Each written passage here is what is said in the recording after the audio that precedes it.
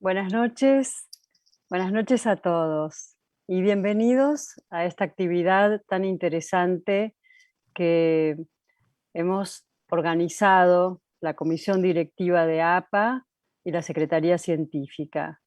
Es el momento de hablar con los especialistas, es el momento de iniciar este diálogo sobre las realidades actuales, como es este título de la actividad que presentamos, y lo que hemos denominado transitando la pandemia y pensando el futuro.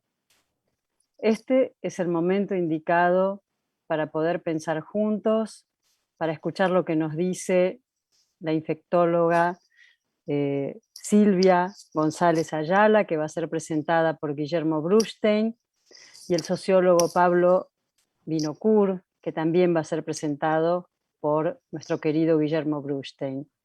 Guillermo va a tomar la palabra para presentarlos y Patti Latosinski, también nuestra colega de la comisión directiva, va a hacer la coordinación de redes. Es tan interesante y tan importante poder hablar con ustedes y con la comunidad de APA y los que nos están viendo de lo que pensamos de este momento. Es un momento muy particular, ¿no? Porque muchos preguntan, bueno, de hecho ya se está volviendo a la presencialidad, en algunos lugares está ya definida como algo que es un hecho, en otros lugares hay una opción de presencialidad o de lo que hoy se llama híbrido. Y los colegas nos dicen cuándo volvemos a la APA a nivel institucional, ¿no? ¿Cuándo nos volvemos a encontrar en presencia? Y nosotros queremos saber cosas que tal vez todavía no tengan una respuesta definitiva, pero seguramente Silvia y Pablo nos van a acercar mucho de su conocimiento para poder entender un poco más, pensar un poco más, saber cómo estamos transitando y seguimos transitando la pandemia, aunque es un momento mucho más aireado, podríamos decir, en cierta forma. Es cierto que también tenemos que estar con una cierta noción de realidad que seguramente ustedes nos van a acompañar en poder pensar esto. Eh, es el momento indicado para iniciar este diálogo y nos pone muy contentos, a mí como presidente de la APA, poder iniciar esta apertura y ojalá que siga con también en algún futuro no muy lejano la apertura y el reencuentro presencial en la APA. Ahora estamos contentos también de poder hacerlo así, porque es una herramienta nueva la virtualidad. En realidad, ya hace casi más de 2 años que estamos transitando de esta manera. Nosotros hemos iniciado la gestión virtualmente. Es interesante eso. Pero bueno, tanta gente ha podido seguir sus vidas y sus trabajos en la virtualidad, tanta otra gente no, por supuesto. Bueno, de todo eso vamos a hablar esta noche. Le doy la palabra a Guillermo, que va a presentar a nuestros invitados y luego van a hablar ellos. Muchísimas gracias por estar con nosotros. Adelante, Guille.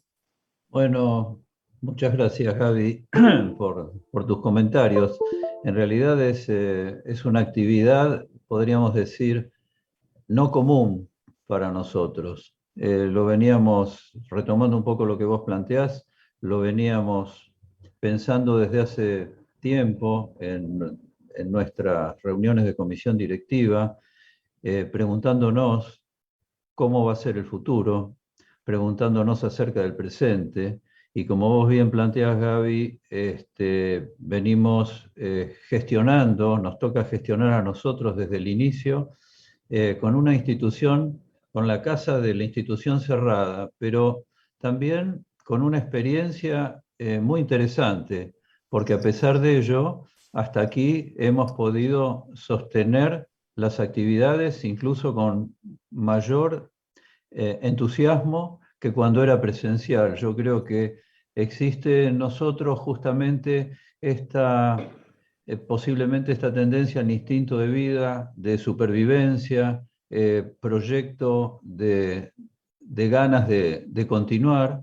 Y entonces nos preguntábamos nosotros, bueno, ¿cómo poder hacer para abrir este diálogo con la institución, con la membresía, acerca de algunas preguntas que nos veníamos haciendo? Hace aproximadamente un mes y medio atrás, convocamos a un infectólogo para preguntarle en una reunión de comisión directiva, a Marcelo Blumenfeld, que tan afectuosamente nos orientó en ese momento y nos planteó que, bueno, que por ahora debíamos seguir así.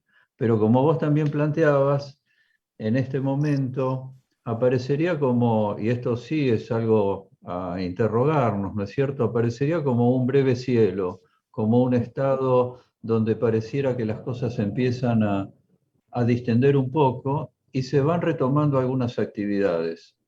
Algunas instituciones están volviendo a funcionar, algunas instituciones, la escuela primaria, la escuela secundaria, los vínculos, lo intersubjetivo.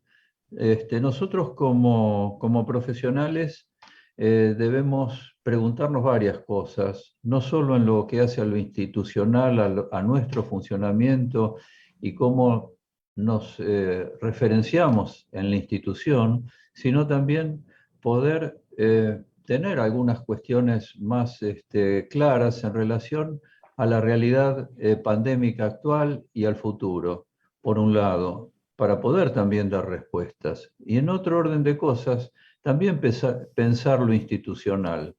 Y lo institucional en términos de estas experiencias que para nosotros son riquísimas. Quiero decir, ir viendo qué de todo esto queda, qué de todo esto vamos a ir dejando, ir pensando un poco acerca de esto que yo entendería que es a modo de una bisagra, ¿no es cierto?, entre un antes y un después. En ese sentido, bueno, hoy pudimos invitar y tan amablemente y tan entusiastamente aceptaron la invitación la doctora Silvia González Ayala, que es profesora titular de la Cátedra de Infectología de la Facultad Nacional de La Plata, y Pablo Vinocourt, que es sociólogo, amigo desde hace muchísimos años, docente e investigador en políticas sociales, director del programa de desarrollo humano de la Flaxo y la maestría, fue coordinador de proyectos en UNICEF y en el Programa de Naciones Unidas para el Desarrollo, fue secretario de Políticas Sociales en el Ministerio de Desarrollo Social, jefe de asesores del secretario de Gabinete de Ministros y coordinador de los programas de salud materno-infantiles y nutricionales en el Ministerio de Salud y autor de varios trabajos publicados en libros y en revistas. Así que, bueno, vamos a ir abriendo un poco el diálogo. Ellos van a hacer una presentación y después nosotros creo que vamos a tener muchísimo para pensar y muchísimo para preguntar. Entonces ahora le voy a dar la palabra a la doctora Silvia González Ayala. Doctora. Muy bien, buenas noches a todos. Muchísimas gracias por esta posibilidad. Realmente creo que es el camino y la manera de ir trabajando, integrando las distintas actividades, la transversalidad en el conocimiento para poder aplicarlo realmente en nuestra comunidad.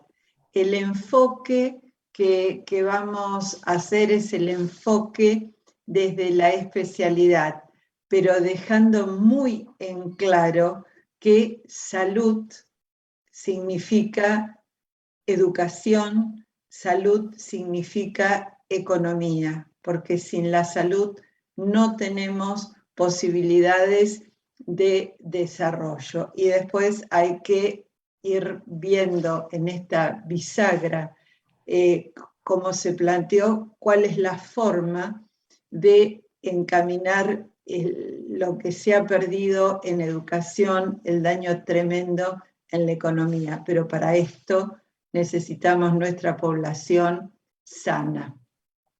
declaramos que no tenemos ningún conflicto de interés en este tema y lo vamos a abordar con una introducción, una reseña de la situación en Argentina, con dos aspectos, la epidemiología y la vacunación, cuáles son los desafíos y un comentario final.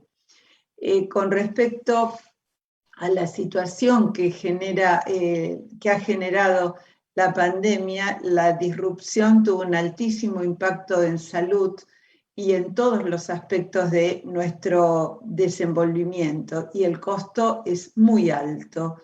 Esto es lo que se ha denominado la energía destructiva de la pandemia, pero en contraposición a ello, el esfuerzo del mundo, y en especial de la ciencia, se volcó al logro de herramientas para el diagnóstico, el tratamiento y la prevención en tiempos breves, realmente nunca vistos con anterioridad.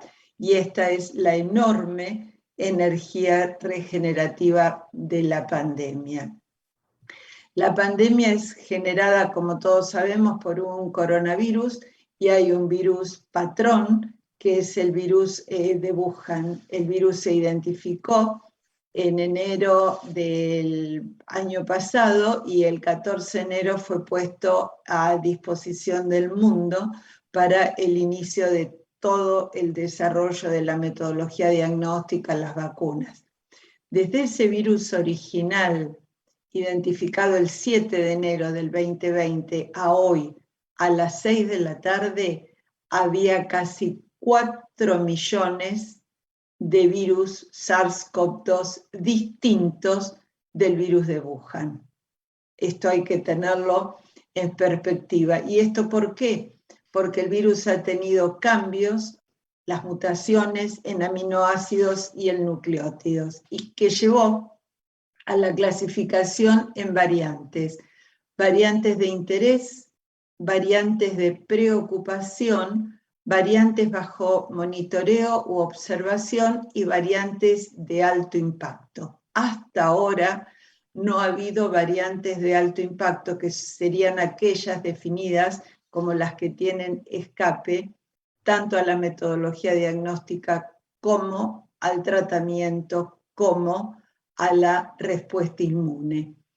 Y es muy dinámico este conocimiento, y hoy tenemos una sola variante de preocupación, que es la variante Delta. Todas las otras, incluida Manaus o Gamma, Reino Unido o Alfa, la Lambda o Andina, la variante Mu o de Colombia, son al día de hoy variantes bajo monitoreo u observación. O sea que nos queda una sola de preocupación, que es la Delta. Por eso comentaba lo dinámico que es la situación con respecto al agente causal. ¿Cómo estamos en Argentina? Aquí está el gráfico de lo que nos ha ocurrido desde el primer caso importado, el 3 de marzo del 2020. Se observan claramente 3 ondas, aunque las autoridades hablan de 2. Al día de hoy tenemos 5.256.910 casos confirmados. Tuvimos el pico de 41.080 casos confirmados el 27 de mayo de este año. Tenemos que lamentar 115.179 fallecidos, con un pico muy impactante de 792 el 22 de junio de este año, y la letalidad está estable alrededor del 2%. Al día de hoy está 2,19%. La letalidad por la COVID es mucho más alta que influenza, que gripe, que es con la que se comparó originalmente. La letalidad por gripe es 0,2%. Creo que vale la pena destacarlo. Y con respecto a la vacunación, las vacunas que hoy tenemos disponibles en nuestro país, es simplemente recordarlo, es conocido por todos, es el Sputnik P, que se administra en esquema de 2 dosis. Es la única vacuna que las 2 dosis son diferentes, la primera con adenovirus 26 y la segunda con adenovirus 5. La vacunación comenzó el 29 de diciembre del 2020 y desde que comenzó la vacunación se conocía que había dificultades en la producción del componente 2 y su consecuencia en el abastecimiento. La otra vacuna es la vacuna de la Universidad de Oxford AstraZeneca, también con vector adenoviral, que se administra en 2 dosis, pero el vector de adenovirus es de chimpancé. La vacuna Sinopharm, que es una vacuna inactivada, que se administra con esquema de 2 dosis. Tanto la vacuna de la Universidad de Oxford AstraZeneca como la vacuna de Sinopharm comenzaron a administrarse en la segunda quincena de febrero de este año. En el mes de julio, en la segunda mitad, recibimos por donación del gobierno de los Estados Unidos la primera vacuna de RNA mensajero, que es la vacuna de Moderna, que se administra también en esquema de 2 dosis. Esta vacuna, tener esta vacuna en el país tuvo un muy importante rol la comunidad organizada a través de la red Vacuname, que siguen trabajando la red de padres de adolescentes con alguna enfermedad de base.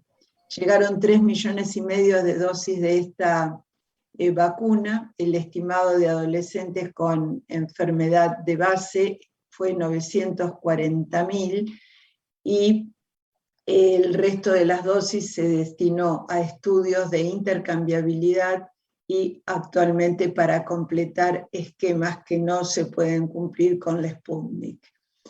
Y en el mes de septiembre llegaron las vacunas de CanSino, que es una vacuna que se administra en dosis única con plataforma de adenovirus 5. Esta vacuna va a tener un uso muy restringido. Es una vacuna de 1 dosis que tiene indicación de uso en aquellas comunidades alejadas de difícil acceso.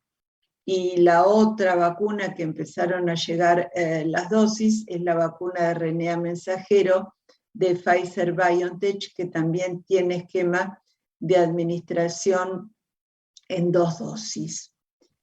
Y al día de ayer, que es como lo presenta Our Welling Data, teníamos un 48% de la población argentina, aquí está la barra, con vacunación completa y un 17% con esquema de 1 dosis.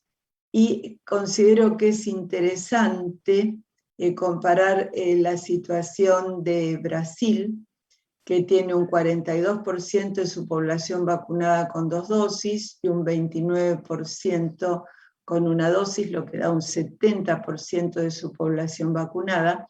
Y Brasil ya ha hecho llegar a los mayores de 60 años el cronograma para la administración de la tercera dosis, que se inició el 1 de diciembre y culmina el 31 de diciembre en los adultos mayores, la aplicación de terceras dosis. Y lo otro, los otros países limítrofes, Paraguay, con un 26% de su población con 2 dosis y un 36% en total de su población vacunada, Bolivia, 28% con 2 dosis y 36% de su población vacunada. En contraposición, Uruguay y Chile tienen el 74% de su población con 2 dosis y el 79 y 78% respectivamente de la población vacunada. ¿Por qué citamos esto? Porque en lo personal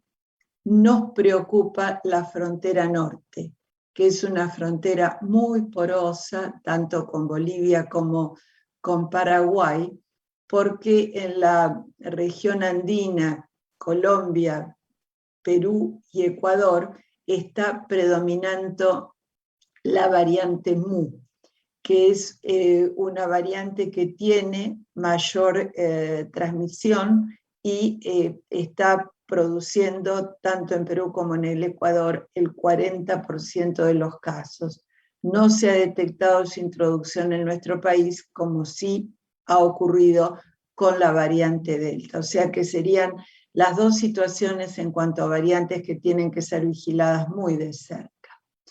La eficacia de las vacunas, a la izquierda tenemos los datos de la fase 3 y qué es lo que ocurre con la variante Delta. Las vacunas de RNA mensajero, que brindaban una protección del 95% contra el virus original de Wuhan, la variante alfa del Reino Unido, frente a la variante Delta, la protección disminuye al 88%. Y con la Sputnik, que es con lo que tenemos la mayor parte de nuestra población vacunada, va del 91% al 83%. Y con la vacuna de la Universidad de Oxford AstraZeneca, que promediaba un 70% en los estudios de fase 3, disminuye a un 60%. No hay datos de las vacunas inactivadas, Sinopharm, ni de la vacuna de vector de adenovirus 5 CanSino, que son vacunas de origen chino. La intercambiabilidad se convirtió en una necesidad imperiosa para nosotros por no disponer de las segundas dosis de la vacuna Sputnik.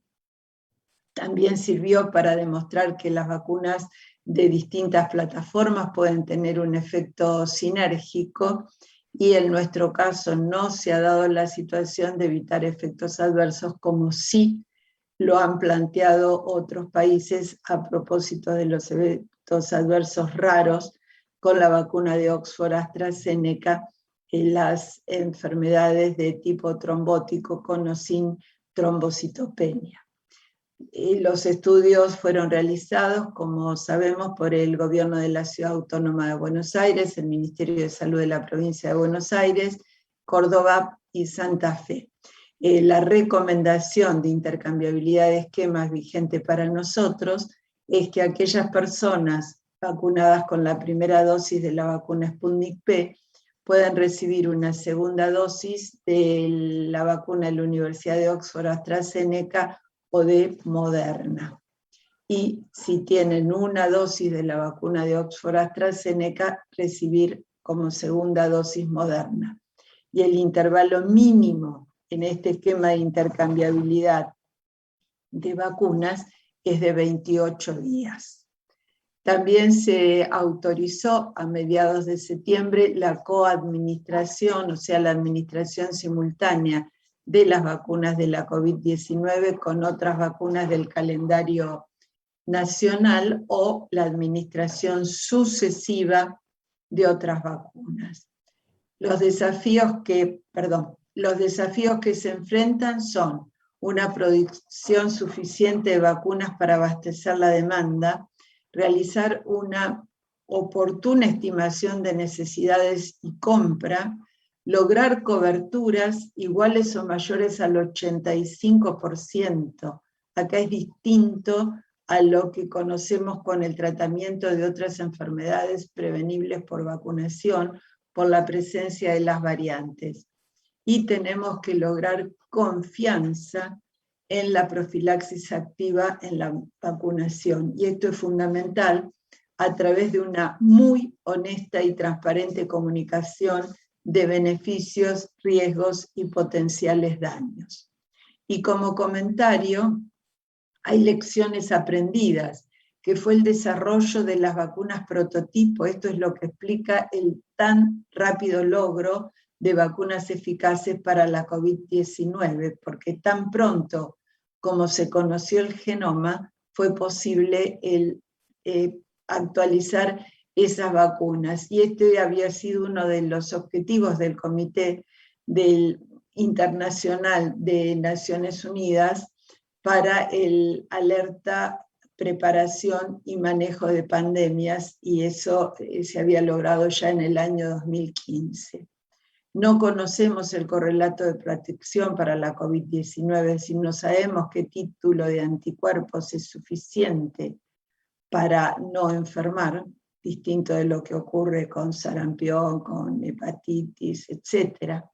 Se necesitan más plantas productoras de vacunas, por eso los grandes laboratorios productores están transfiriendo tecnología para incrementar la producción. El rol de las autoridades regulatorias es central, no solo para la aprobación de los protocolos de desarrollo de vacunas, sino la supervisión de las plantas productoras, porque están las normas internacionales de buenas prácticas de manufactura.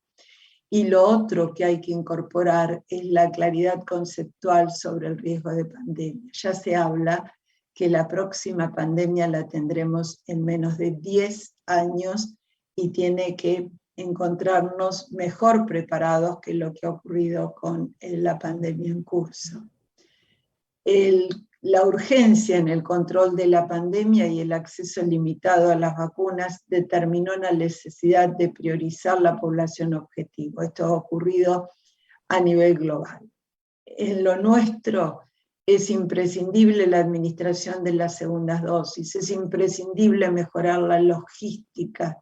Tenemos una brecha muy amplia entre vacunas aplicadas y vacunas distribuidas y asegurar la provisión de vacunas. No podemos estar recibiendo las vacunas como nos ha ocurrido a cuentagotas.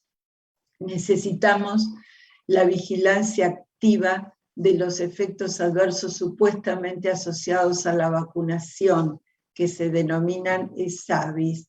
Y acá es fundamental la comprensión y el compromiso de cada uno de los profesionales del equipo de salud y muy especialmente de los colegas médicos, que cada profesional del equipo de salud es un investigador de fase 4.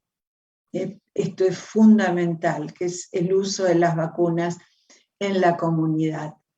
La confianza es imprescindible y lo otro es aumentar el número de estudios por día.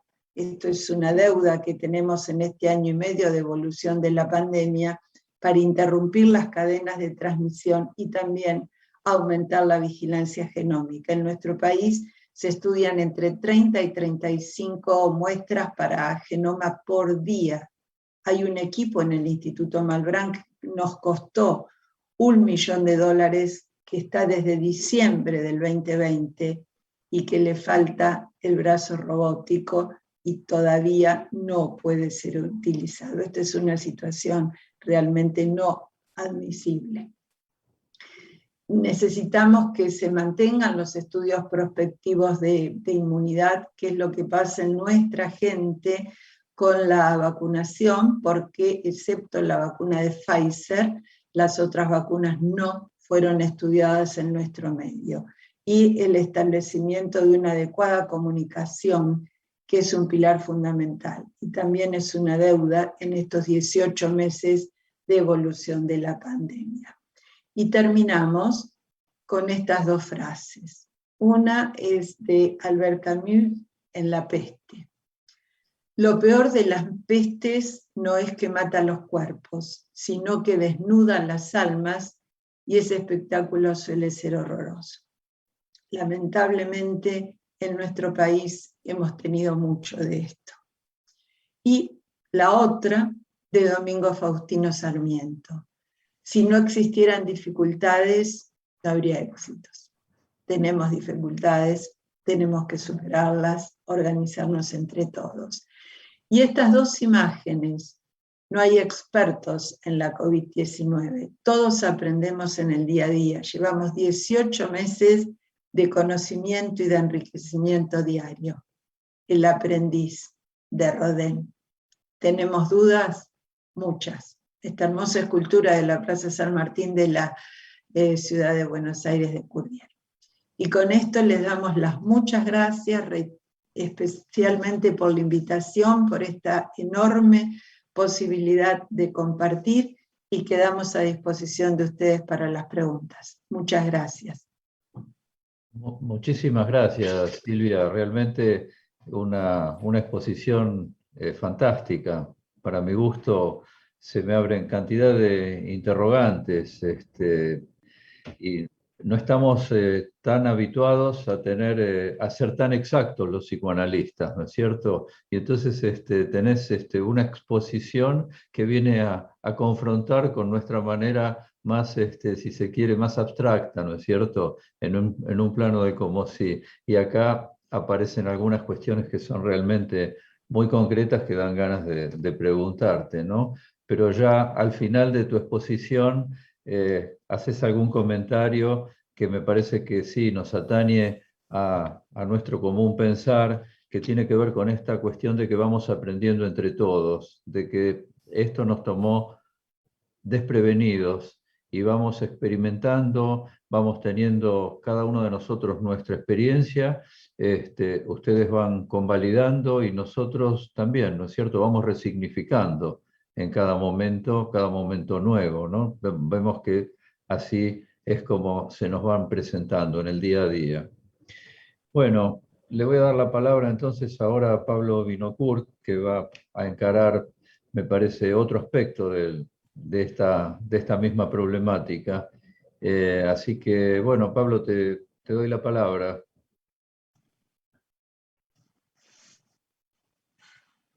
Tenés que poner... Bueno, buenas noches a todos y todas. Muchísimas gracias por la invitación a la comisión directiva y comité científico de la APA y tener esta oportunidad de compartir algunas reflexiones que en realidad son pinceladas de una que lo voy a presentar como una película.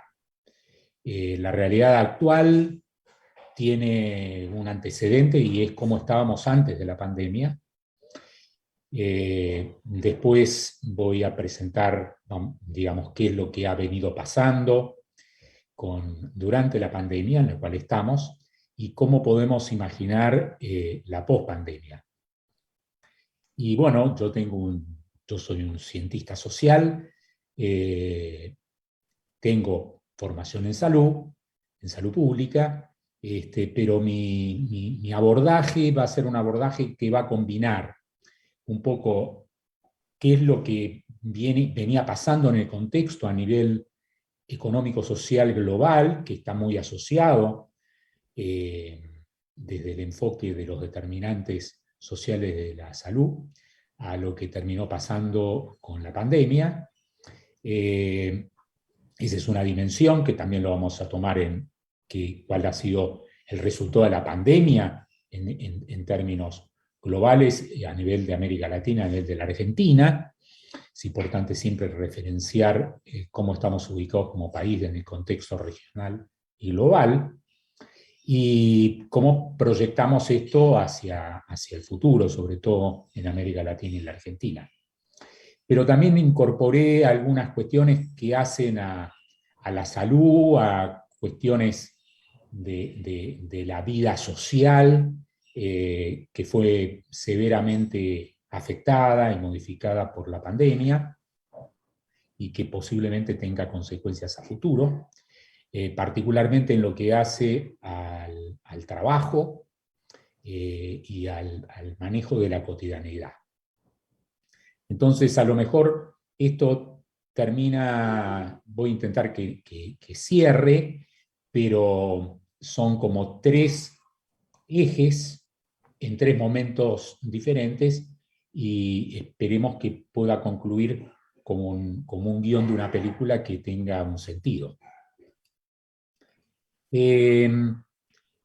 Primero, algunas pinceladas en el contexto global previo a la pandemia. La economía china venía creciendo en forma significativa en los últimos 30 años y ya se ubicaba y se ubica como la segunda economía mundial. Los sectores más dinámicos del sistema económico siguieron siendo y eran el capital financiero y el de la tecnología de la información y la comunicación.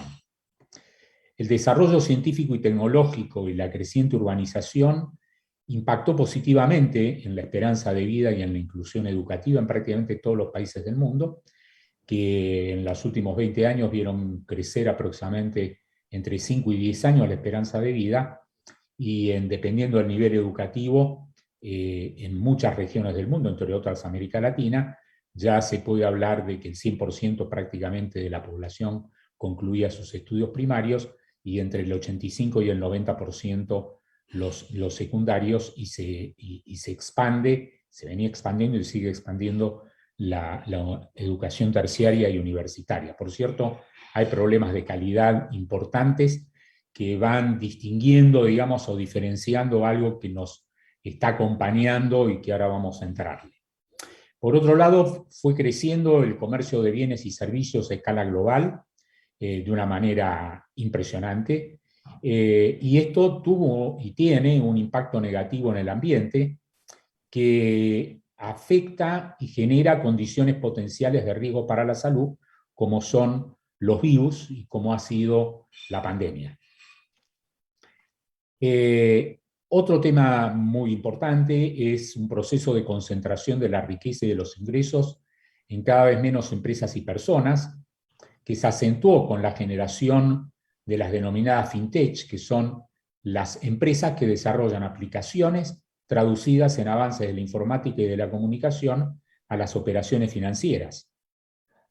Los intercambios y velocidad de reproducción del capital financiero más que decuplican el valor de los bienes y servicios físicos que consumimos, que producimos y que disfrutamos o accedemos. Sigue aumentando la productividad en el sector manufacturero por una creciente incorporación de la robotización, una creciente crisis del trabajo asalariado, considerando el trabajo asalariado, el trabajo formal, con todo lo que hace a protección social, y al disminuir el peso que tiene el trabajo asalariado, también viene disminuyendo el poder que históricamente tuvieron los sindicatos en la sociedad. La contracara es que se va precarizando el empleo, y otro hecho que es muy importante y que nos afecta directamente como beneficiarios y también como víctimas es el proceso de alfabetización digital, que se va convirtiendo, ya antes de la pandemia, en un nuevo peldaño hacia la condición de ciudadano o ciudadana. Ha habido cambios muy importantes, y acá quiero simplemente hacer como una línea de tiempo de cuán rápidamente ha venido creciendo el sector de las tecnologías de comunicación e información, que ahora estamos utilizando en una de sus últimas producciones, digamos, en esta presentación con ustedes. En mediados de la década de los 40, aparecen las primeras, del siglo pasado, aparecen las primeras computadoras y la aplicación de los algoritmos. Más allá de que en la historia ya había reflexiones sobre procesos de desarrollo lógico o de algoritmos que tienen 2000 años o 3000 años. En la década de los 60, los transitores duplican la velocidad de procesamiento y reducen el tamaño de los equipos, así como aparece el desarrollo de sistemas integrados. En la década de los 70 se desarrollan los microprocesadores, lo cual da lugar al nacimiento de las computadoras personales, las denominadas PC, que es una gran revolución tecnológica. En la década de los 80 surge Internet, que es básicamente la posibilidad de compartir información a través de redes interconectadas. En la década de los 90 es la década de la explosión del Internet, con inversiones en tendidos de millones de kilómetros de cables submarinos que nos permiten conectar a escala global, y comienza la amplificación de la inteligencia artificial, que implica o se manifiesta en la independización, la liberación de los sistemas, de la necesidad de que tuviera in situ una persona, un programador, para el procesamiento de la información. Y si se quiere, el símbolo, no sé si alguno de ustedes lo recuerda, fue cuando una computadora personal compitió con el campeón de ajedrez, Kasparov, y le ganó. Y allí apareció el fantasma de que las computadoras iban a superar al hombre en términos de inteligencia. Emerge la revolución de las telecomunicaciones y la democratización en el acceso al conocimiento.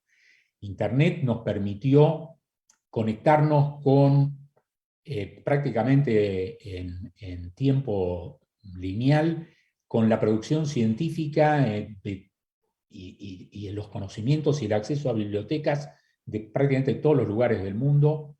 Se incorporaron a los sistemas piezas de museos, piezas arqueológicas. Uno ya podía saber qué estaba pasando en tiempo real en cada lugar del mundo.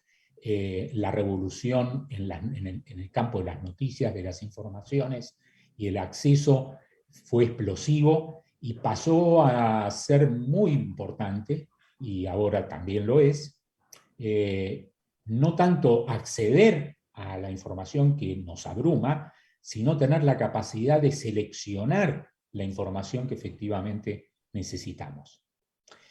También el proceso de concentración de la información de todas las personas en gigantescas bases de datos pasó de la revolución digital a la inteligencia artificial, y esto empezó a generar una disrupción porque la concentración de inmensas masas de información, muchas de ellas de tipo personal, permitieron que las empresas que almacenan estas informaciones las puedan orientar hacia sus clientes, otras empresas, para orientar consumos, predecir e inducir comportamientos. Comienza entonces el sesgo de la información. Las personas acceden a la información que los conectan con quienes comparten similares valores, similares gustos, similares consumos, similares juicios y también prejuicios. Se universalizan los smartphones o teléfonos inteligentes y se colocan chips y sensores en dispositivos y electrodomésticos e incluso ya en personas también, para resolver problemas de salud, y en este sentido el desarrollo tecnológico es muy importante. Pero como dicen algunos estudiosos, ponen en tela de cuestión lo que es la situación actual, en el cual nosotros, usuarios de muchos de estos sistemas de modo gratuito, en realidad estamos prestándonos para que todo lo que nosotros somos y tenemos sea compartido y seamos utilizados como alimento, entre comillas, de quienes toman decisiones para orientar inversiones, consumos, etc. La aplicación de las tecnologías de información y comunicación, o TIC, en la educación y en las operaciones de empresas e instituciones, así como en las redes de producción y difusión científica y en telemedicina, ya era impresionante. Yo mismo, la maestría que dirijo nació como una maestría virtual en el año 2009. Nosotros tenemos aproximadamente unos 90, 100 estudiantes por año de toda América Latina, algunos también de Europa, y es una enseñanza que es diacrónica, no sincrónica, es decir, no es en tiempo real, pero de aquella educación a distancia que se realizaba en la Open University, por ejemplo, de Inglaterra, a través de materiales que llegaban por correo en papel, a poder tener diálogos permanentes y con diferencias de 24 horas utilizando un sistema de foros y de intercambio de clases entre docentes, tutores, estudiantes, etc., nos ha permitido y ha permitido la aplicación, junto con la Universidad de Quilmes, Flaxo, son las dos instituciones en la Argentina que más han aprovechado estas TIC en educación. ¿Cuál era la situación social y económica antes de la pandemia? Bueno, América Latina, ustedes saben que es la segunda región más desigual del mundo. Hasta 2014, las economías latinoamericanas habían venido creciendo desde los 2000, y con la implementación de ciertas políticas públicas se logró bajar la pobreza entre el 2000 y el 2014, y lo que es más importante, para América Latina se logró disminuir la desigualdad. Sin embargo, a partir de 2015, con el freno básicamente del ritmo de crecimiento de China, que fue el gran demandante de los productos naturales con el cual se conectan las economías latinoamericanas en el mundo, se deterioró nuevamente, volvió a crecer la pobreza, volvió a aumentar la desigualdad, y Argentina fue de los países más afectados por este nuevo ciclo de devaluación, alta inflación y caída de los ingresos. Ya en 2019 los niveles de pobreza en Argentina eran más altos que muchos de los países de la región que históricamente habían sufrido más estos efectos sociales, los de la pobreza. Esto también se refleja en un aumento de la brecha de acceso a medios digitales y a conectividad, que es otra cara, una nueva cara de la desigualdad. La mitad de la población, de hecho, en la Argentina, tiene dificultades de acceso a medios digitales y o a conectividad. El 50% de las tareas de la población situada en el decil de mayores ingresos son susceptibles de poder realizarse de manera remota, mientras que en el 10% más pobre de la población, solo el 10% de las tareas y ocupaciones de esa población puede llegar a ser susceptible de incorporarse a la modalidad virtual. En este cuadro, que son datos del CEPAL reprocesados de todos los países de la región, o de algunos de los países de la región, vemos cómo la pobreza total en Argentina era casi un 25% en 2014, 24.4 en el 2018, 27.2 en el 2019. En realidad son cifras del CEPAL, las cifras del INDEC son muchísimas más altas. Pero lo que es más importante es que Argentina, fíjense que en el 2019, antes de la pandemia, éramos ya más pobres que Brasil, éramos más pobres que Costa Rica, éramos más pobres que Ecuador, éramos más pobres que Panamá, éramos más pobres que Paraguay, que Perú, que República Dominicana. Por supuesto, mucho menos, el país que mejor estaba era Uruguay en América Latina. Esto para nosotros es toda una novedad y es producto básicamente de dos cuestiones. Primero, que nuestra economía no fue generando nuevos empleos de hace mucho tiempo, y segundo, hemos tenido crisis recurrentes de devaluación que se traducen en altas tasas de inflación y una caída en el valor real de los ingresos. ¿Qué pasó durante la pandemia?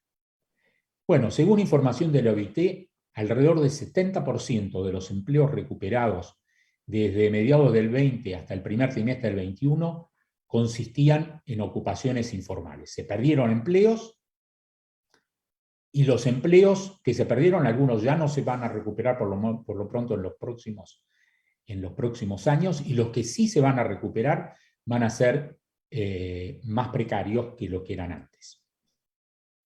Cerraron miles de comercios por las medidas sanitarias, y a la vez se produjo un cambio explosivo en la cultura de acceso a bienes y servicios. Millones de nuevos consumidores se volcaron al comercio electrónico, a nivel mundial y a nivel de la región y de Argentina. De hecho, Amazon tuvo ganancias por más de 300 billones de dólares el año pasado, pasando a ser la principal empresa del mundo. Y en América Latina ocurrió algo similar con Mercado Libre, que si bien es una empresa originalmente argentina, es la empresa más importante de comercio electrónico de toda América Latina, porque se ha expandido de una manera gigantesca en Brasil y México. En Argentina, las ventas online de los supermercados, como un indicador nada más, durante las primeras semanas de la cuarentena crecieron un 300% en relación a las semanas previas a la determinación del aislamiento decretado por el gobierno en marzo de 2020. Los sectores más afectados, no solo en la Argentina, sino a nivel global, fueron las empresas de transporte aéreo, la hotelería, el turismo, las actividades culturales y las recreativas. A la vez, se redujeron los niveles de contaminación en el aire, en los ríos, en los océanos, así como también mejoraron el ambiente en general como producto de la parálisis económica. Se universalizaron otros tipos de transacciones virtuales, como la telemedicina, que ya habíamos visto que ya tenía un desarrollo, la banca online, el entretenimiento en streaming.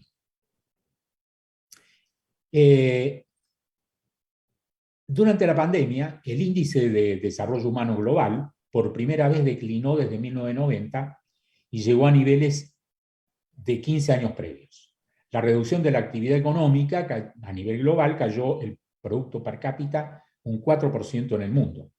América Latina fue la región más afectada, tanto económica y socialmente, como también a nivel de la cantidad de muertos por habitante por la pandemia. El PBI en la región cayó un 7% y en Argentina, de acuerdo a datos de la CEPAL, un 11%. Tenemos más de 1.500 millones de chicos en todo el mundo que quedaron fuera de la escuela. No hubo acceso a Internet para un 60% de alumnos de primaria a nivel global y a un 86% de niños en países con bajo índice de desarrollo humano que quedaron fuera de la educación. En el caso argentino, sabemos que hay aproximadamente 1 millón de chicos y chicas que perdieron vínculo con la educación media y que ahora se va a intentar recuperar. Ahora, de los que tuvieron y mantuvieron vínculos, han perdido muy fuertemente capacidad de aprendizaje que se espera que puedan ser recuperados a partir del año, de los años por venir. 80 millones de niños menores de 1 año de 68 países tenemos en riesgo de enfermedades inmunoprevenibles porque cayeron las coberturas de vacunación, porque se covidizó la salud. Todos los recursos de salud se pasaron a priorizar el COVID y la gente además tenía temor de concurrir a servicios para vacunación. Esto afectó a los chicos, pero afectó también a pacientes con enfermedades crónicas. Haber nacido durante la recesión se estima que reducirá la expectativa de vida en un 5%, y tenemos que recordar que hay una asociación entre la caída del empleo y un aumento en la prevalencia de enfermedades crónicas. De hecho, esto generó, y se llama sindémico porque la pandemia se manifiesta en varias dimensiones, generó disrupciones como dificultades de acceso a insumos esenciales para prevenir y asistir, que además fueron distribuidas con criterio desigual. Las vacunas son un ejemplo. El 75% de las vacunas se concentraron y se concentran aún en los países más ricos del mundo. El África tiene menos del 10% de su población vacunada, aunque sea con una sola dosis. Hay consecuencias y efectos sobre la salud mental muy importantes. Separación o pérdida de familiares, aumento de incidencia de violencia doméstica y abuso, aumento de incidencia de embarazos en adolescentes. En cuanto al abordaje a los temas de salud, se reforzó una mirada o una perspectiva que un autor español, que es el doctor Carlos Álvarez Gardet, y un brasileño que se llama Luis David Castiel, llaman la salud persecutoria, caracterizada como paraguas, como una negación de derechos, como un crecimiento de discriminación, un aumento de preocupación, del miedo, de las restricciones, de la angustia, de la incertidumbre, del estrés. Enfrente a un modelo alternativo, que es el de la salud basado en activos, desarrollado por el doctor Aaron Antonovsky, que es el modelo salutogénico, que no es el que está primando.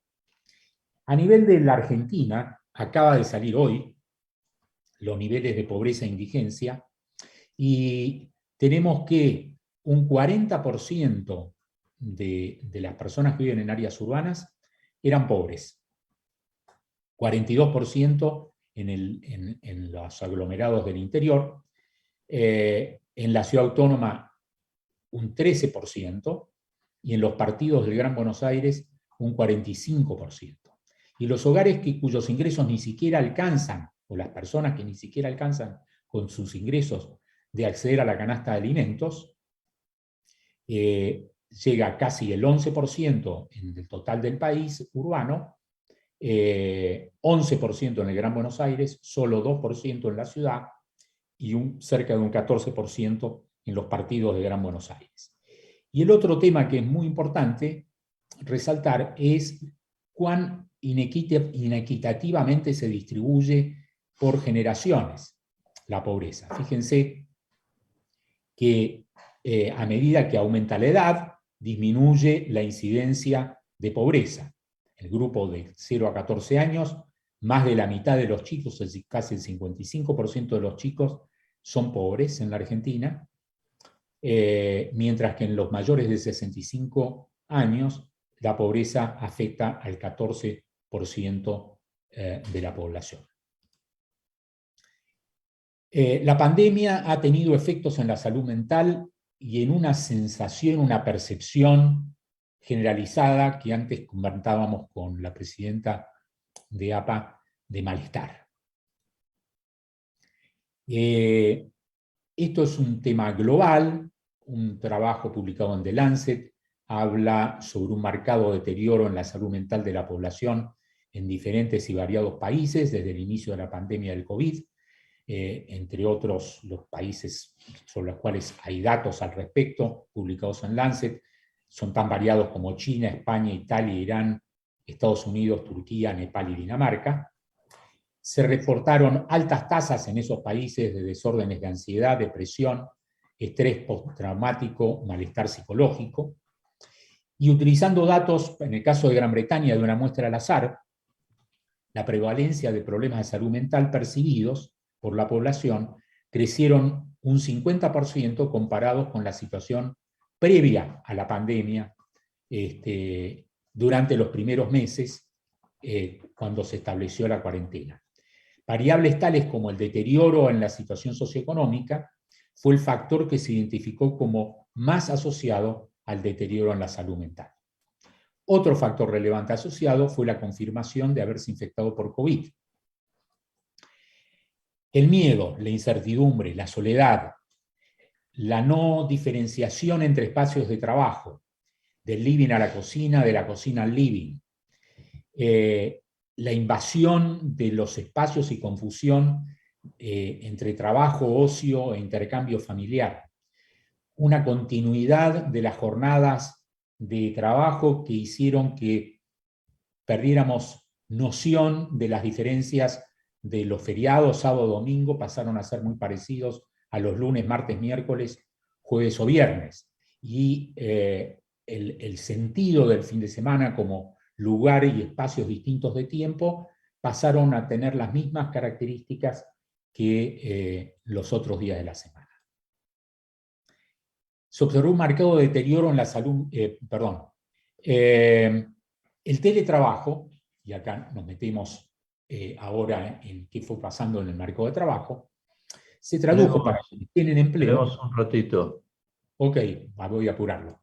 En una mayor demanda laboral, la jornada laboral media se extendió casi una hora, hubo un 13% más de reuniones, aumentó la tasa de agotamiento laboral o burnout, y frente al cierre de establecimientos educativos, quienes tenían hijos en edad escolar, el 57% de las madres y un tercio de los padres afirmaron que se había deteriorado su salud mental. Se produjeron importantes cambios que impactaron en formas de socialización, forzados a reprimir formas habituales de transmisión de afectos y emociones, como abrazos y besos, apretón de manos, las sonrisas quedaron ocultas detrás de barbijos, el encierro en los hogares contribuyó a afirmar sentimientos de soledad, los otros y nosotros mismos nos convertimos en amenazas para la salud. La socialización se trasladó a las pantallas. Nuestra cotidianidad se zoomificó. Sesiones, reuniones, clases, cumpleaños, hasta Zoom, campamentos para nuestros chicos. Y gracias que existieron las pantallas e Internet. Vamos a ir un poco más rápido y cómo viene la cosa en la pospandemia. Lamentablemente, la crisis económica y social en América Latina y en Argentina, todos los pronósticos muestran que va a persistir por al menos 3 o 4 años más, por una mejora de los precios de nuestras commodities, que no tiene el impacto y la tendencia de los primeros años de este siglo, un aumento del proteccionismo a nivel global y un creciente endeudamiento de todas nuestras economías. Efectos en la vida social, mayor individualismo, mayor empatía y solidaridad. Y la pregunta es si se mantendrá o desaparecerá la valoración de bienes colectivos como la que hoy tenemos respecto a la salud, el valor que le damos a la salud pública, a las vacunas y a la educación. Se prevé mayor desigualdad, mayor estrés, mayores niveles de violencia y deterioro de la salud mental. Cambios importantes en la organización del trabajo, creo que algunos cambios vienen para no modificarse, por lo menos para una porción de la sociedad, aproximadamente un 20-25%, va a optar por el teletrabajo, por lo menos 3-4 días por semana, con un cambio de residencia a los suburbios y un abandono de las áreas céntricas de las ciudades. Esto va a llevar a cambios en prácticas profesionales y laborales. Varias actividades van a adoptar formas híbridas, la enseñanza universitaria, la medicina, tareas administrativas, el derecho, etc. Bien. Ya tendríamos que ir terminando para darle lugar a la conversación. Ahora termino ya. La pandemia mostró que el lugar de trabajo no se limita al edificio o a la oficina. Se incluye también al espacio doméstico y familiar, incluso las cafeterías. La inserción y reinserción laboral va a exigir nuevas capacitaciones y recapacitaciones. Y de hecho ya están apareciendo nuevas denominaciones para estas formas laborales como la ofigital, mejor forma de encontrar el espacio físico con una práctica digital. Todo esto es de un trabajo de una consultora empresaria, conocida por algunos de ustedes seguramente, que se llama Deloitte. Muy bien, muchas gracias. Bueno, muchísimas gracias, Pablo. Muchísimas gracias a los dos. La verdad que es una exposición muy amplia, dura, evidentemente, con cifras reales de las que no nos podemos evadir, pero que también las debemos pensar dentro de un contexto en el cual nosotros nos proponemos, desde incluso nuestra historia como psicoanalistas, donde la historia del psicoanálisis hace que se ha insertado frente a las crisis sociales, a las crisis económicas, y ha trabajado y ha crecido en crisis. Y entonces en este momento tenemos que plantearnos, bueno, dentro de estas realidades adversas, cómo nosotros podemos continuar, qué futuro nos podemos plantear. Entiendo, como vos planteas, Pablo, que hay situaciones en América Latina, en la Argentina, de un crecimiento mayor de la pobreza. Lo vemos nosotros trabajando desde nuestra institución en lo que hicimos, lo que hemos logrado hacer ya desde el año pasado, desde el comienzo de la pandemia, que es una red de asistencia comunitaria, gratuita, telefónica, y en ese sentido hemos visto cómo aumentó y hemos tenido aproximadamente 1.000 o más de 1.000 consultas con derivaciones, perteneciendo a una red que a la vez de instituciones de salud que pertenecen a al Ministerio de Salud de la Nación. Y bueno, me parece que hay mucho por hacer. me parece que nos estamos encontrando con una realidad adversa que a la vez hemos podido percibir todos desde nuestra institución, en el trabajo institucional.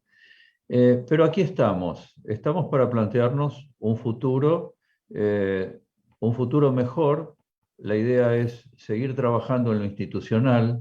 Nos preocupa mucho el aspecto pandémico, por eso los aportes que hace Silvia en relación al tema de la vacunación y de los esquemas de vacunación me parece que son sumamente interesantes. Evidentemente vemos que en la Argentina no hemos tenido el modelo ideal, pero tampoco tenemos un modelo donde no se haya vacunado, ¿no? Lo que vemos es como si estuviéramos ahí en un proceso de un mejoramiento paulatino. En estos últimos días llega justamente el aviso o la idea de que en Estados Unidos no van a aceptar vacunados que lleguen con el esquema de Sputnik, cosa que no es que todos querramos ir a Estados Unidos, sino que nos da una idea, evidentemente, de que nos genera una suerte como de incertidumbre o de inseguridad, pensando, bueno, ¿por qué la Sputnik no estaría autorizada en Europa y en Estados Unidos o no estaría autorizado por la OMS? Son interrogantes que se nos abren. La idea, bueno, es seguir pensando acerca de todas estas cuestiones. Le quería preguntar a Patricia Latosinski, que está en redes, si hay algunas preguntas o hay algunos comentarios por parte del público. Sí, Guille, buenas noches a todos. Mira, creo que el público está impactado, ¿no? Hay comentarios como una nueva realidad, porque es una información muy detallada y que impacta, ¿no? Bueno, por otro lado, también se ve que mucha gente está acá conectada, interesado en saber ese detalle, ¿no? Tenemos saludos de muchos lugares del interior del país que nos están viendo, de Chubut, Tucumán, Patagonia, varios lugares que se ve que la gente está acá prestando atención. Voy a decir una pregunta que apareció, que dice, para la doctora, le pregunto, ¿cómo evalúa el aforo que ahora se ha instalado en relación a la prevención necesaria? ¿La considera adecuada o inadecuada? No le escuchamos. Perdón, ¿el aforo con respecto a qué que se entrecortó? Dice que evalúe el aforo que ahora se ha instalado en relación a la prevención necesaria. Es Está una bien. pregunta de colega Elser. Sí, el aforo varía según el tipo de actividad, lo que está establecido, pero deben mantenerse las medidas de protección personal, es decir, el uso del tapaboca nariz y la distancia de 2 metros. Sabemos que en la presencialidad escolar esto no se está cumpliendo porque en el caso de las escuelas, los niños que comparten el pupitre están a 50, 70 centímetros, o sea que eso no se está cumpliendo. De cualquier manera, el trabajo en las escuelas es muy estricto, distinto de lo que puede ocurrir con otras actividades, porque si hay alguien que se enferme, sea docente o sea un alumno, es esa persona que está enferma la que se aísla, se hace el estudio para la COVID y si es negativo, queda solamente esa persona en el aislamiento y el resto continúa con las actividades normales. Ese creo que es un cambio importante. En las otras actividades depende. Esto de habilitar las discotecas, por ejemplo, es algo no prudente porque precisamente en ese grupo de edad es donde hay los concurrentes, ¿no es cierto? es donde hay menos vacunación, porque la vacunación de los adolescentes recién está comenzando. Y son lugares que todos los conocemos, no es cierto, es un cubo que con muy deficiente ventilación, ahí no hay ninguna posibilidad de ventilación cruzada. Y no se debe haber hecho inversión con respecto a los equipos de aire acondicionado de seguridad que filtran el aire. O sea que esa es una actividad que realmente desde el punto de vista personal nos preocupa. Y ya está la experiencia de lo que ocurrió con el inicio del verano europeo, ¿no es cierto? Que los países que liberaron todo tuvieron un rebrote muy, muy importante, y en el todo precisamente estaban las discotecas. Yo quisiera, que ¿tenés algo más, Pati, para comentar de las redes? Quisiera agradecerles muchísimo a Silvia y a Pablo. Algo que nos pasa a veces, a mí por lo menos, es que quedarme casi sin palabras, ¿no?, ante la exposición de ustedes. A veces lo llamamos como el encuentro con lo real, los psicoanalistas, ¿no? Porque, pero también nos llama a una posición de humildad, me parece, ante la generosidad de ustedes y los datos claros. Voy a usar una palabra rara, que es datos fríos. No sé si se dicen datos fríos o claros, es decir, son sin interpretación, son datos reales, ¿no? No son datos interpretados. Nosotros trabajamos con la interpretación. Entonces, es que quedarnos un poco en una posición de mucha valoración y respeto por la forma de comunicar, de transmitirnos una realidad compleja, una situación compleja, y pareciera que nada alcanza nada que podamos decir alcanza para poder dar cuenta de esto. Sin embargo, me pareció escuchar en los dos una especie de una mirada también de posibilidad en las dos presentaciones, ¿no?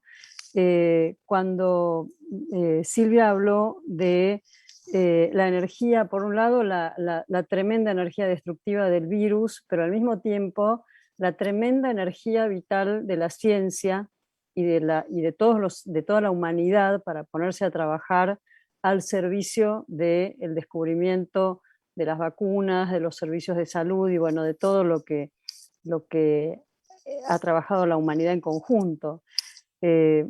A uno le sugieren cosas que pasan en APA, ¿no? Porque uno asocia, este año vamos a trabajar en el simposio con Eros y Tánatos, ¿no?, que es energía, pulsión de vida y pulsión de muerte. Me parece que estuvo presente en las dos presentaciones, ¿no? También lo que trajo Pablo como esta energía, esta posición persecutoria en relación a la salud o una salud en activos, ¿no? No digo de plantear una opción para dónde va a ir, obviamente la apuesta psicoanalítica es siempre hacia la pulsión de vida dentro de la apuesta que uno puede hacer a impulsar la libido. No obstante, los datos de la realidad forman parte de una condición absolutamente necesaria para poder hacer esta inversión en la pulsión de vida, teniendo, bueno, el principio de realidad, como dice Freud, ¿no?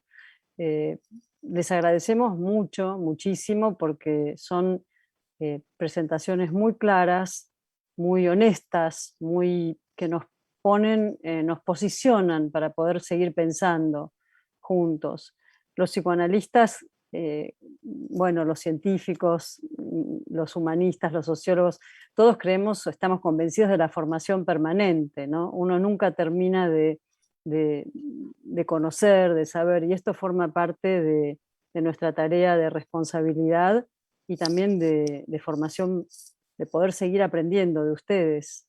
La verdad es que es un honor tenerlos con nosotros y poder seguir escuchándolos con las complejidades que tiene toda esta situación, que estamos dispuestos a seguir apostando a la vida sabiendo de la condición de destructividad que tiene el hombre. Quedó muy claro en toda la presentación que trajo Pablo también, ¿no? Desde la condición de la humanidad y de los movimientos políticos, sociales y culturales. Pero siempre aparece algo, ¿no? que mueve hacia otro lado, la ciencia, la investigación, por ejemplo, el uso saludable de la tecnología, ¿no? La herramienta usada como lo estamos haciendo todos. Nosotros en APA, como lo dijo Guillermo, la gestión pasada inauguró esta APA COVID, que fue un trabajo comunitario. Ahora estamos trabajando con grupos de reflexión en función de del tránsito del COVID y de una eventual pospandemia. Y hemos escrito, hemos pensado, hemos trabajado sobre algo que está sucediendo. Yo creo que todavía es difícil llegar a una reflexión para nosotros sobre efectos o situaciones en nuestro campo, ¿no? Y los datos de ustedes son fundamentales para poder estar ante estas realidades actuales que, como lo mostraron los dos, son muy distintas en cada lugar, en cada región, en cada país. Esto hay que saberlo, es fundamental para todos nosotros. Bueno, sigamos adelante con el diálogo, ¿no? Porque es fuerte, como dijo Patti, como dijo Guillermo, para nosotros este encuentro con lo real, por así decir, como decimos los psicoanalistas, pero es ineludible esta cita para poder justamente procesar este impacto disruptivo y poder seguir avanzando dentro de las condiciones de posibilidad y de lo que es la solidaridad y el cuidado, ¿no? No sé, Guille o Patti quieren, o Yo ustedes, por favor. quería comentarles algo en relación a lo que dicen, porque creo que da para repensar, ¿no? Acerca de lo que comentaba Silvia, vinculado con ciertas conductas sanitarias imprudentes,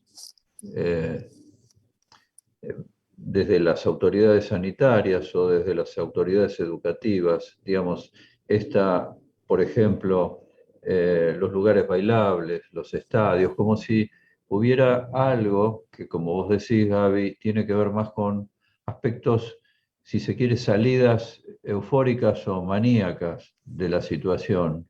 Y esto es siempre de riesgo. Por un lado, esta cuestión que hace que nosotros nos venimos preguntando tanto desde lo institucional, este trabajo que venimos haciendo con tanto cuidado, donde cuidamos mucho a la población, a los miembros, a nuestros empleados, donde gracias a la tecnología podemos seguir comunicándonos de este modo y seguimos con la institución sin abrir, ¿no? Entonces, esta semana que viene comienza a funcionar la biblioteca, que es como nuestro alma mater de la institución. Pero la docencia, la clínica, la seguimos haciendo desde esta virtualidad. Entonces, nos mantenemos en este doble, como decían ustedes, en esta cosa híbrida por el momento, que creo que es prudente frente a tanta incertidumbre. Y por otro lado, lo que vos planteás, Pablo, me parece de mucha pobreza y de mucha riqueza a la vez, en términos de todo lo que nos queda por hacer. Y como de alguna manera, a pesar de tener la casa cerrada, APA sale a la comunidad, porque justamente una de nuestras preocupaciones en esta gestión tiene que ver con trabajar más allá de las experiencias clínicas del consultorio privado, saliendo no solo a la docencia, también en los hospitales, donde trabajamos muchísimo. Personalmente yo trabajo y muchos de nosotros trabajamos en hospital.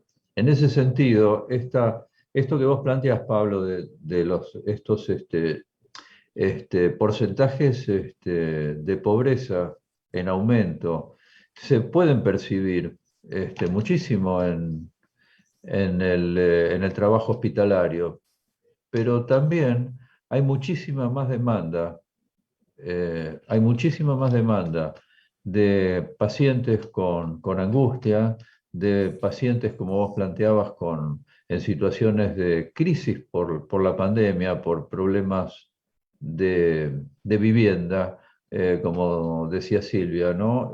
Si no hay salud, no hay economía, y a la vez, con la economía parada, estamos frente a situaciones de mayores privaciones.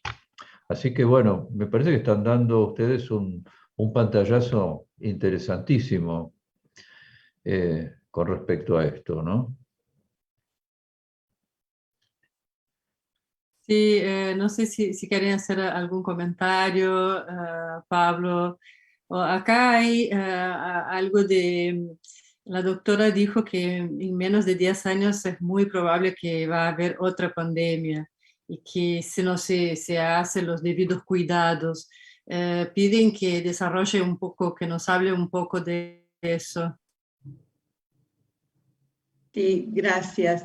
Es la estimación a nivel internacional, porque el CEPI, que es Preparación y Alerta para Pandemias, ya había urgido en el 2018 la preparación, estimando que la próxima pandemia iba a ser de gripe, de influenza.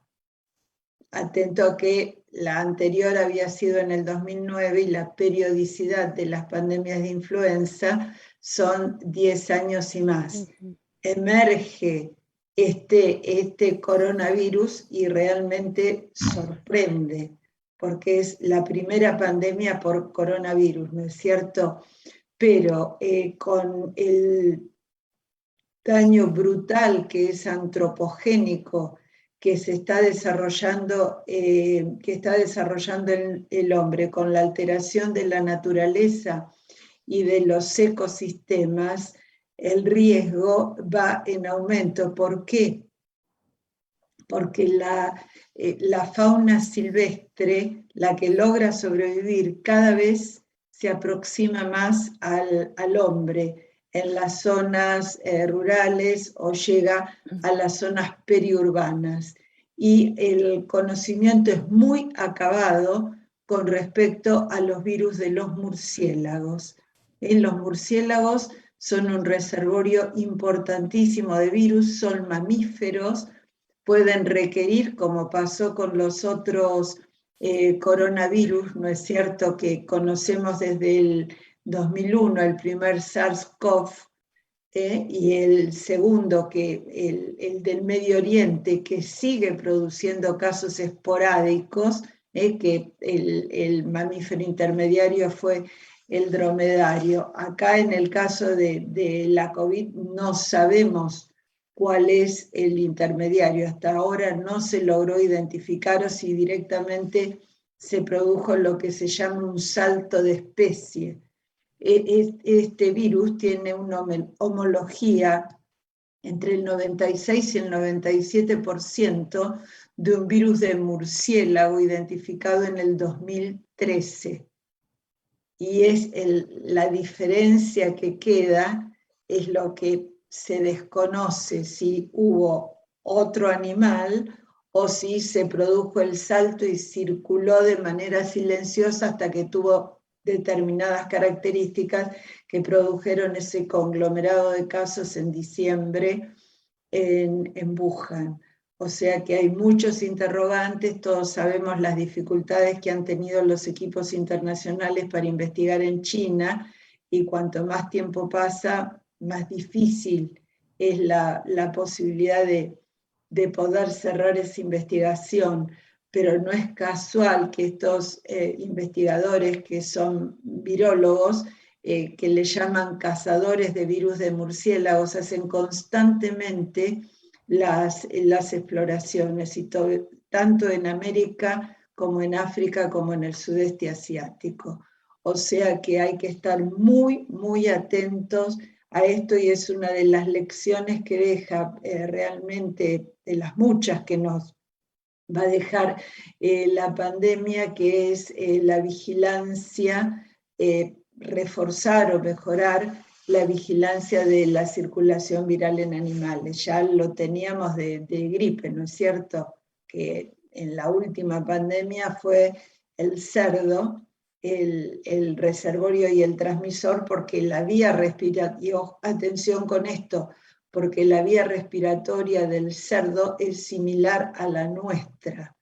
Por eso, con respecto a los virus de la gripe, se dice que el cerdo es el gran laboratorio de los virus influenza en la naturaleza. Y realmente no sabemos qué más puede emerger.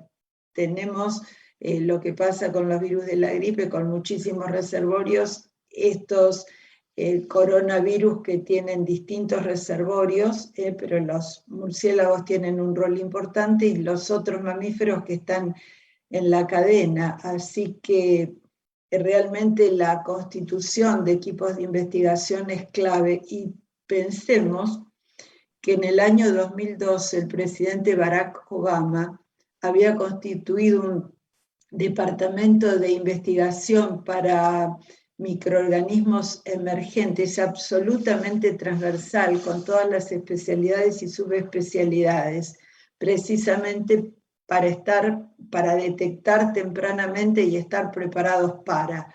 Paradójicamente, cuando asumió el presidente Trump, esa fue una de las primeras instituciones que eliminó. Entonces son esas paradojas, ¿no? de la visión de un estadista a la destrucción rápida, bien característico de muchos. Nosotros tenemos como país mucha experiencia en eso. Lo que hizo el otro no sirve. Entonces, bueno, tendremos que ir aprendiendo. Desde ya. Es impresionante, ¿no? Pareciera como que la fantasía es, bueno, ¿cuándo se va a terminar esto? Y Silvia viene de alguna manera a decir, bueno, esto no se termina. De alguna manera tenemos que seguir trabajando y trabajando frente a esta realidad plagada de virus, o dicho desde nosotros, de incertidumbre, digamos, de incertidumbre, de amenaza, pero seguir trabajando, ¿no? De eso se trata. Vos, Pablo, si querés decir si te quedó alguna cosa para ir cerrando. No, yo simplemente señalar lo que traté en la exposición, es mostrar que lo que pasó en la pandemia y lo que va a pasar en la pospandemia es una película, es un proceso, ¿no? Las cosas que vivimos, lo que sí ocurrió en la pandemia es que se aceleraron muchos de los cambios o de las situaciones que ya venían de antes y que se proyectan hacia el futuro. No necesariamente esto está determinado. Si bien las grandes, hoy 7 de las 10 grandes empresas tienen que ver con las tecnologías de información y comunicación, Google, Amazon, Facebook, WhatsApp forma parte de Facebook, etc. Tienen un gran conocimiento, un gran poder, pero no pudieron evitar ni prevenir las cosas buenas o las cosas malas que ocurren en nuestras sociedades. La gente se impone, el ser humano sigue siendo muy creativo, tiene imaginación, que la máquina no tiene, y además esta inteligencia artificial, los algoritmos son diseñados y formulados por las propias personas, con todas sus desviaciones, con sus virtudes, con sus defectos, con sus juicios y sus prejuicios. Episodios de cambio importantes como las que vive Chile, por ejemplo, no fueron previsibles. Explosiones como las que se están viendo en otros lugares del mundo, algunos positivos y otros negativos, también fueron imprevistas. Lo que sí son, algunas cuestiones son ciertas, digamos, son datos de la realidad, no necesariamente son datos naturales, son construidas por las mismas personas, digamos, el deterioro que produce, el daño que produce el cambio climático es un dato de la realidad. Naciones Unidas llama a esta época la primera de las áreas, de las etapas geológicas, la llama el Antropoceno, porque es la primera vez en la historia de los seres vivos en donde el hombre, el ser humano, digamos, es el factor determinante del área de la etapa geológica. Y eso significa que tenemos que autocontrolarnos. Y muy posiblemente haya efectos muy positivos que tenemos que adaptarnos e incorporarlos. La denominada revolución de la economía verde la va a traer o la va a generar. Pensemos que en Europa y en Estados Unidos los dos grandes núcleos de desarrollo y consumo en el sistema hoy por hoy ya tienen un compromiso para que en 10 años la mitad de los vehículos sean eléctricos, por ejemplo. Bueno, nosotros tenemos un enorme potencial en América Latina y en la Argentina en particular de energías alternativas, y eso es un tremendo fuente digamos, de llamada, una importante llamada a que reflexionemos y explotemos por ese lado. Y lo otro importante es que las nuevas generaciones son las más conscientes de este cambio climático. El ejemplo de Eva Thunberg, en la Argentina hay cerca de 800 organizaciones de adolescentes y jóvenes por el cambio, de lucha contra el cambio climático. Y eso es una apuesta muy fuerte a un futuro diferente. Bueno, vamos a tener que ir cerrando, lamentablemente, pero bueno, la hora nos lo demanda. Así que realmente les quiero agradecer a Silvia González Ayala y a Pablo Vinocourt por estar con nosotros, por aportarnos y bueno, para ayudarnos a seguir pensando y a estimularnos a seguir trabajando con estas realidades, ¿no? Así que bueno, muchísimas gracias a todos y será hasta otra oportunidad. Gracias Gaby, gracias Patricia y gracias Guille. Amor. Gracias a todos. Chao. Gracias Muchísimas gracias a ustedes. Gracias. Buenas noches. Chao, buenas noches. Hasta luego. Chau, chau.